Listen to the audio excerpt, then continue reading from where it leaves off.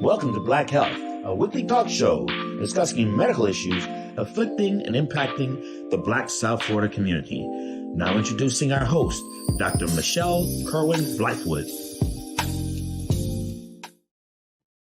Good day, everybody. Thank you so much for joining me today. I am Dr. Michelle Kirwan-Blythewood. I am a board-certified pediatrician and the Chief Medical Officer at the Pediatric and Family Health and Wellness Center in Miami Gardens, Florida. And welcome back to another mental health moment with Dr. Delvena on Black Health, brought to you by the Health Foundation of South Florida. Today, we are discussing child and teen suicide prevention. Dr. Delvena Thomas, I will go ahead and introduce her, as a mother, soldier, scientist, and physician, and a champion for sound mental health. Trained in medicine and psychiatry at the University of Maryland, she is board certified in psychiatry and neurology and maintains a private practice in psychotherapy, psychopharmacology, and alternative health. She created her own show, Therapy Thursdays, and is the author and producer of her own podcast, The Brain Love Podcast. You can find her latest mental health books on Amazon titled Brain Sleep and Brain Food. She is also a co-host for MIA Media Group's Soul, Fashion, Arts and Culture Relationships, and Mental Health show. Welcome, Dr. Delvena. Thank you. It's so good to be back again. Thank you for coming back again. And today we're talking about child and teen suicide prevention. Can you share some of the latest trends and statistics on teen suicide rates in the U.S.? And have you noticed any significant changes in the recent years? Yeah, there have been some very significant changes. The suicide rate among people ages 10 to 24 was stable from 2001 until 2007. And then all of a sudden in 2007, it increased drastically, about 62%. And this increase we saw between 2007 and 2021. So it presented a problem again, and it's been even a bigger problem in some of the other communities, such as the Black community. Mm-hmm. What are some common signs and symptoms of suicidality in teenagers? And how can parents determine maybe some of the warning signs? Well, suicide is so, there's so many layers. Um, there are events that lead up to a moment of feeling as if we want to take our own lives. And then there are times when people, including children and teens, impulsively decide to try and take their own life or by suicide. So, if it's a typical case of a child or a teenager who's suffering from a mental illness, such as depression, some sort of anxiety, you'll see things such as becoming more withdrawn, isolating themselves.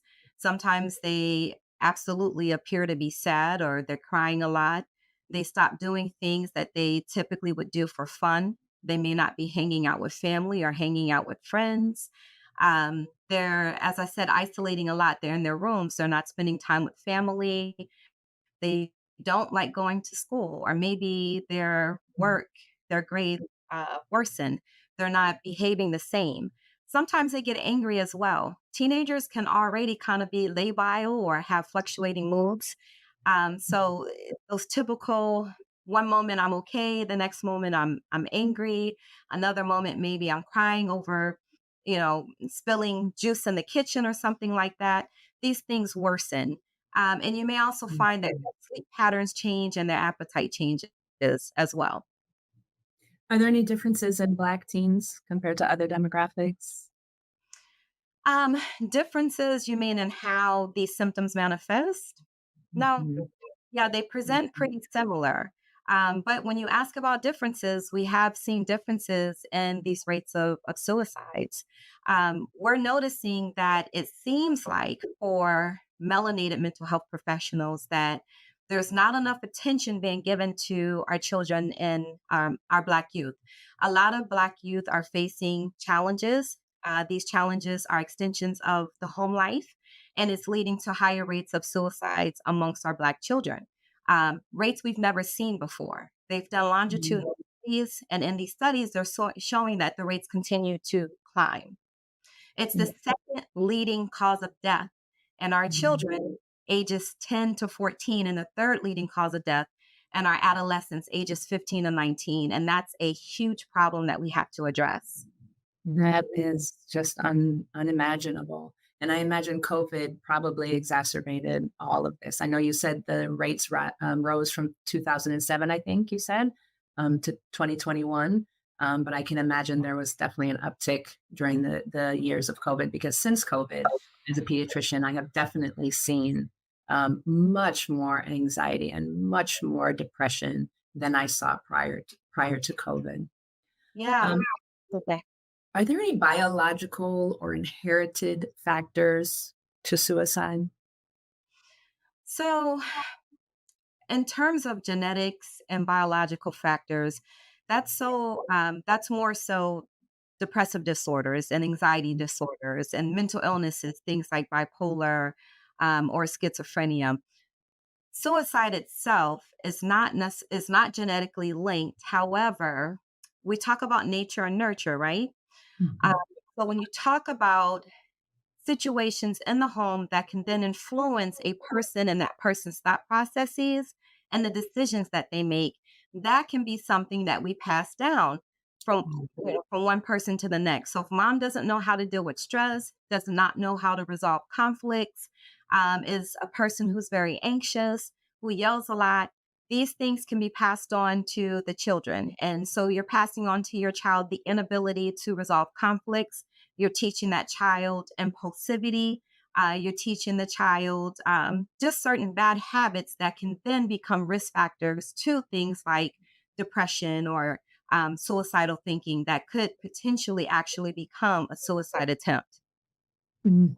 I definitely see that in my practice. Parents that are high anxiety or have depression, history of depression, I definitely see differences in their children and their ability to navigate the world.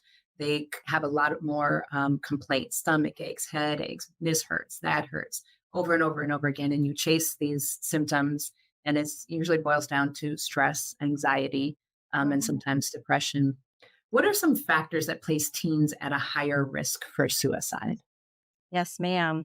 So, talking about Black youth, we know that experiences of racism, higher rates of unemployment, being in disenfranchised communities, the financial and food insecurities, the disparities and aspects of health, the limits and access to healthcare, such as not being able to access mental health care. All of these things increase the burden of mental illness in the Black community. And it's not just with our Black youth, we see this in the parents as well. And so historically, we have had lower rates of suicides in the Black community, but this has changed, as I mentioned, and the rates have they're higher, they're exponentially rising. Our children are killing themselves. They're dying by suicide. So those are some of the risk factors. But in general, I call them the big four. So if we're talking about whether it's Black youth, youth of the majority, any of our children and teens out there, there are four things that can increase the risk of suicidal thinking. Those four things include inability to resolve conflict. So conflict resolution is one. Social media addiction is a big one. Self-esteem, lack of, as well as nutrition and diet. Mhm. I'm glad you mentioned social media, because that's actually my next question. However, we're going to have to go to a commercial break in a moment. So I really want to, I want people to really hear about social media and its potential link to suicide. So we are going to take a quick break. You are watching Black Health, sponsored by the Health Foundation of South Florida. And we are talking about teen suicide, child suicide, and prevention. So we'll be right back. Don't go anywhere. The spine bears the weight of our every move. At Baptist Health Brain and Spine Care, we deliver personalized care utilizing the latest technology to diagnose and treat a wide range of neurological conditions. And with services ranging from pain management therapy to minimally invasive surgeries, you can get back to your routine with strength and stability. Welcome to Comprehensive Brain and Spine Care. Experience the heart of HBCU culture at the Orange Blossom Classic. This Labor Day weekend, Miami Gardens transforms into an HBCU homecoming you don't want to miss. Catch the matchup between North Carolina Central Eagles and the Alabama State Hornets on September 1st at Hard Rock Stadium. But there's more. Enjoy a full lineup of events like the Battle of the Bands and Fan Fest. Tickets start as low as $25. Get your tickets and book your hotels now at orangeblossomclassic.com. Be a part of something unforgettable. Miami-Dade, we have an important choice this year, who we elect as our sheriff. It's been 60 years since we elected this position, and the choice is clear for me. I'm with Chief James Reyes. I'm with Chief Reyes too, because he understands our community and is the most experienced to keep our neighborhoods safe. Chief Reyes has a plan to take on public corruption with a dedicated unit to deliver accountability for our community. This August, join us in voting for Chief James Reyes. I grew up down here in South Florida, so for me, it's a little bit more personal. For the Mesman and Dover Law Firm, it's about community. For us, South Florida's our home. You all are our people. Our family, our future. The difference we'll make for you, your loved ones, your kids, matters. Because to us, it's personal. If you need us, call us 24/7 at 866-954-MORE. That's 866-954-6673. The Mesman and Dover Law Firm, youraccidentattorneys.com. Help comes in many forms. As a Miami-Dade County bus operator, you can help your community, help those in need, and even help yourself. Operators have the opportunity to earn more than $50,000 a year plus built-in overtime, earn more than 13 paid holidays and vacation days, and take advantage of the tuition reimbursement program. Plus, qualified new drivers will receive a $5,000 sign-on bonus. Become a driving force in our community. Apply now at miamidade.gov/busdriver. Welcome back to Black Health. We are talking to Dr. Delvena Thomas, board certified psychiatrist, and we were talking about suicide and suicide prevention in our youth. So, Dr. Delvena, you were just mentioning social media. So, how does social media affect the mental health of teenagers, and is there a link to suicide? Yes, it affects our teens and our children in such a negative way, especially when you provide your child access to social media before they're ready. So, there's a lot of discussion about whether or not states, whether or not the federal government should limit or create age limits for access to social media for children. And that's one thing that I absolutely agree with, because although we may say these children should not access social media sites, if they don't have a parent or a guardian to enforce it, then it's almost like there's no rule. You haven't set a rule because there's no one there to enforce it. For me, the recommendation I tell my parents and even my family and friends, your child should not have a smartphone before high school. When you look at it in a way and knowing that this little device is basically a computer, you have a whole computer in this small device, and it gives you access to so many different things. It's almost limitless. And so, a child who's still developing, let's say they're in elementary school, I see so many kids walking around with iPads who are on the internet, children who have these smartphones, their brain is still developing and things are still processing. They are still learning how to do certain things. They're still learning how to deal with stress. They're still learning how to behave. They're still learning how to deal with their own emotions. And so when you give them access to all this technology before they are ready, before there's some level of maturity, a lot of things can go awry. And that's what we see with social media addiction. What happens is that your brain, when there's some sort of feedback, when it's considered good feedback, it taps into the reward system. It's the same reward system, the dopamine pathway, that is triggered when people do things like smoke cigarettes, smoke cannabis, use some type of drug, they gamble, anything that creates a feel good sensation that could then lead to addiction. Social media is a part of that pathway as well. So they're looking for these likes, they're looking for this engagement. And besides that part of it, social media at times also gives access to children to engage with people they should not engage with. Mhm. You know, there's something you said when you were answering this question about, parents hugging them and telling them everything is going to be okay. And my initial thought was that's very simple, does that really work? And then I just flashed to the things my mother and father would tell me. You can do anything you put your mind to. You're stronger than this. You can get through this. And I believed them. And I as simple as it sounds, I think there's something really profound about a parent just telling their child that it is going to be okay. They may not know for sure, and I've had to do that with friends or my family members, like, it's going to be okay. And you don't know inside, maybe this isn't, but just hearing that is very comforting. I just wanted to touch on that because at first I was like, that I wonder if that works, but in second thought, I think that really does. You spoke about Black youth and suicide and the increasing rates, and you touched on racial discrimination.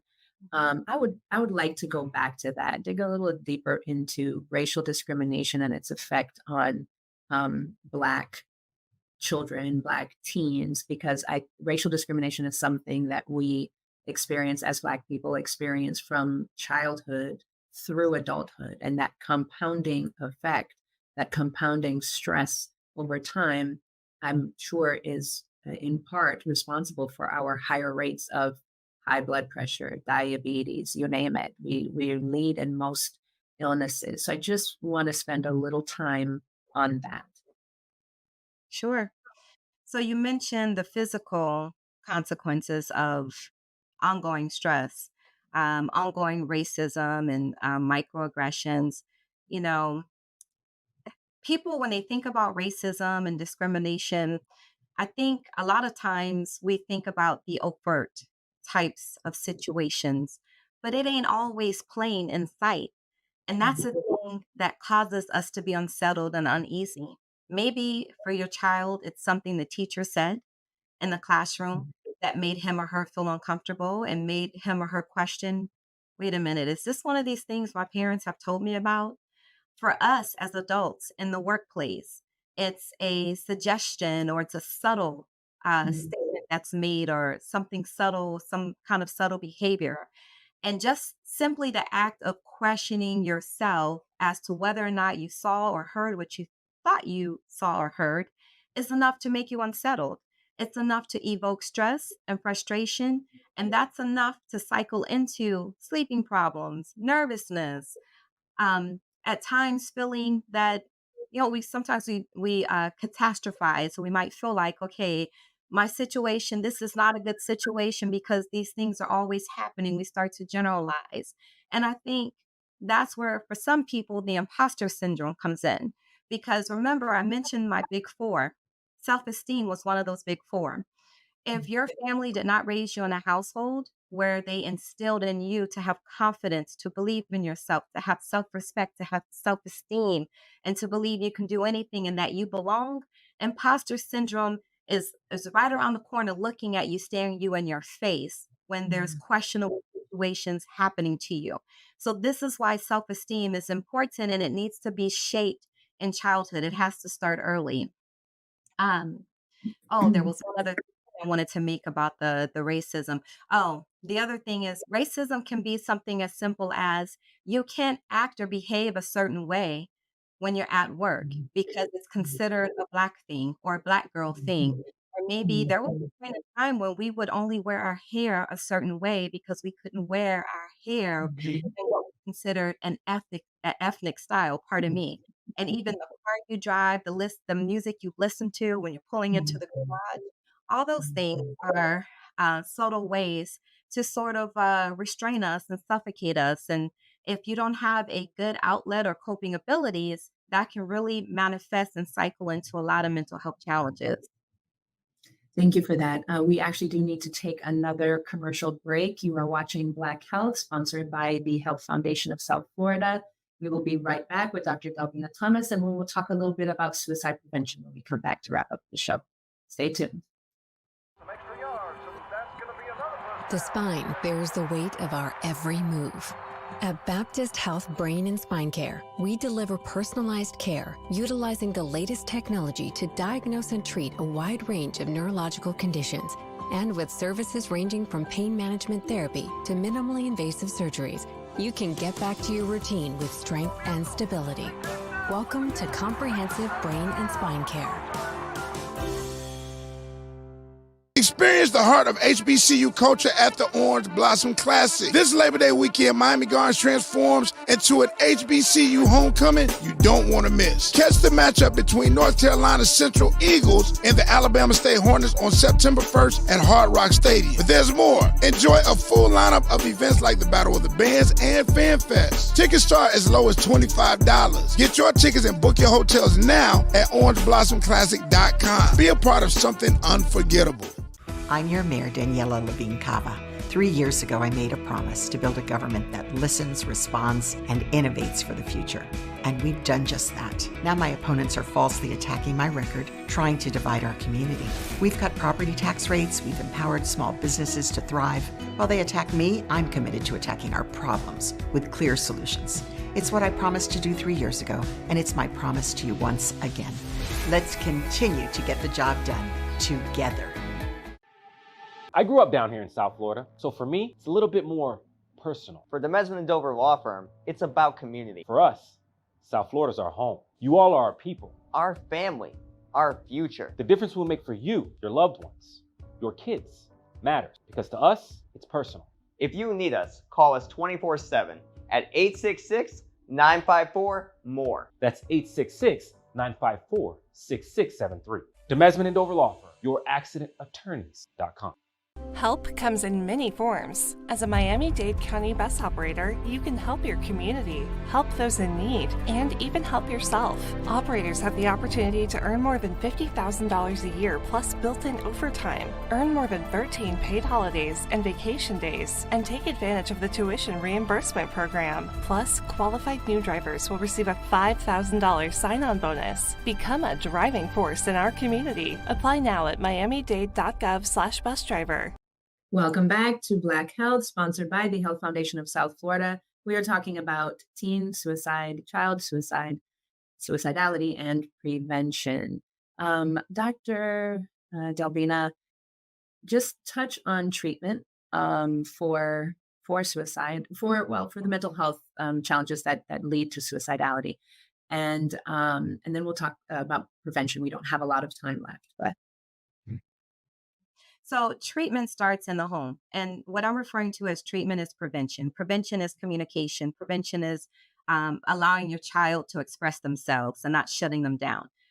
Prevention is not downgrading or talking in a degrading manner to your child, not calling your child out of their name, because that's the thing that starts the low self-esteem. So prevention starts in the home with the good communication, with the love, the hugs, and all of those things, and also with good, proper nutrition, teaching them to hydrate, teaching them to eat their fruits and their veggies and to get their sleep. Everyone needs 8 hours of sleep every night. Don't let your child stay up all night long playing games, being on social media. Provide structure in the home. So it starts there. Now, let's say you're doing all those things and your child develops some symptoms of anxiety or depression. Then you want to take them to a psychotherapist, to a mental health professional. And even oftentimes we start in the primary care office. So Dr. Michelle, they may start in your office. They'll take their child to the pediatrician and say, look, my kid's not sleeping and I hear her crying at night. And so someone will be skilled and you'll try to engage it. Oftentimes we'll refer out to a psychiatrist or to a psychologist. But also attend certain programs that are created to help us to teach the community about the problem that we're having. There's an event on Saturday, October 5th at Miami-Dade College North Campus. My foundation, DRT Brain Love Foundation, is collaborating with Udonis Haslam Foundation and Miami-Dade College. We're providing workshops, a big open forum. I'm interviewing Will Downing, whose daughter died by suicide almost 2 years ago. And Dr. Wandalyn Peters will also be there. She wrote a book on depression and suicide. It's a workbook for children and teens. So getting as much information as possible is also part of that treatment or that prevention. How can schools play a role, and school educators, school administrators play a role in mental health and preventing suicide, especially considering there is so much bullying going on in the schools? Bring gym class back to school. Amen. And better food. Can I throw that in there too? I know you mentioned that already, but those are my two biggest pet peeves in the school system. Go ahead. Yeah, gym class, better food, as well as include a coping skills class, include a yoga class, include a class on how to handle stress, include a class on anxiety. include a class on social anxiety, include more mental health throughout the day. There's so many things our kids are learning in school that's not necessary. We need to add more things that are relatable for the children and things that are needed in life. And mental health and wellness is something that's a need right now. We're almost out of time. Two quick questions. How can teenagers support each other or children support the youth support each other when maybe a friend is having a conversation saying that they're contemplating taking their life? And my last question is speak to somebody now who maybe is contemplating suicide. What would you say to them so that we have an example of what we can say in that time? Geez, 30 seconds for those two I questions? know. Sorry. Okay. No. Number one, teens and children, please be kind to one another, love one another, don't make fun of one another, don't condone bullying. If you see someone is bullying, step in and say something. Obviously, you want to ensure they don't have a weapon. That's a problem these days, which is why certain schools have metal detectors now. So if we would all just love one another and support one another, we wouldn't have as much bullying. The second thing, if you're out there and you're feeling like you want to end your life, this is in the moment. This is very temporary. I promise you, you are worth it. You are worth the living. God does not want you to die by suicide. He wants you to live. He is here for you. Someone is here for you. If you feel like your parents don't love you, that's a lie. They do. When we're not feeling our best, when we feel sad and we have low mood, the devil is a liar. He misconstrues a lot of our thoughts. People are out there to help you. You can dial 988, you can dial 288, you can dial 211, and you can get someone on the line who can help lead you to a resource. You did a great job with that 1 minute. How can the listening audience reach you? Please send an email, info@drdelvenahelp.com, info at drdelvena help.com. Thank you. Thank you, Dr. Delvena Thomas, for being back with us on Black Health for another mental health moment. We appreciate your time, brain love. Appreciate your time and your expertise, and you are definitely out there saving lives. So we thank you. For those of you that support Black Health, we thank you. Black Health is brought to you by the Health Foundation of South Florida. I'm your host, Dr. Michelle Kerwin-Bythewood, and you can find me on IG at Black Health Show. Have a great week, everybody. Take care.